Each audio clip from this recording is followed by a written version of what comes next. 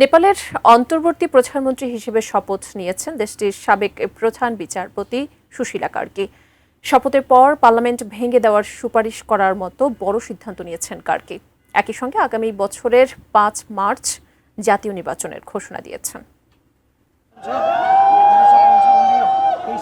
শুক্রবার রাতে শপথ নিয়েই আগামী বছরের 5 মার্চ সাধারণ নির্বাচনের ঘোষণা দিয়েছেন নেপালের অন্তর্বর্তীকালীন প্রধানমন্ত্রী সুশীলা কার্কি। নতুন সরকারকে 6 মাসের মধ্যে নির্বাচন আয়োজনের ম্যান্ডেট দেওয়া হয়েছে। শপথের পর কার্কি পার্লামেন্ট ভেঙে দেওয়ার সুপারিশ করলে তা অনুমোদন করেন প্রেসিডেন্ট রামচন্দ্র পাউডেল। শপথ অনুষ্ঠানের পর প্রেসিডেন্ট রামচন্দ্র পাউডেলের সরকারি বাসভবন শীতল নিবাসে নতুন মন্ত্রিসভার প্রথম বৈঠক হয়। বৈঠকে কার্কি রাজনৈতিক সংস্কার ও প্রাতিষ্ঠানিক পুনর্গঠনের জন্য জেনজি গোষ্ঠীর উত্থাপিত দীর্ঘদিনের দাবির বিষয়ে বক্তব্য রাখেন। আগামী কয়েকদিনের মধ্যে মন্ত্রিসভার সম্প্রসারণ করা হবে বলে ঘোষণা দেন সুশীলা কার্কি। এর আগে শীতল নিবাসে সুশীলা কার্কিকে শপথ পড়ান প্রেসিডেন্ট রামচন্দ্র পাউডেল।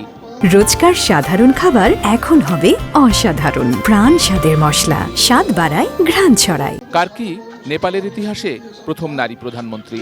তিনি 2016 সাল থেকে 2017 পর্যন্ত দেশটির প্রধান বিচারপতি ছিলেন। বিচারপতি থাকাকালে দুর্নীতির বিরুদ্ধে কঠোর অবস্থানের কারণে তিনি জেনজির কাছে জনপ্রিয়। গত মঙ্গলবার জেনজি গোষ্ঠীর আন্দোলনের তীব্রতা বাড়লে প্রধানমন্ত্রীর পদ ছাড়েন কেপি শর্মা ওলি। এরপর তিনি গা ঢাকা দেন। ওই দিন বিক্ষোভকারীরা সাবেক দুজন প্রধানমন্ত্রী সহ অনেক মন্ত্রীর বাড়িতে হামলা চালান। এর মধ্যে অর্থমন্ত্রীকে রাস্তায় পেটানোর ঘটনাও ঘটে।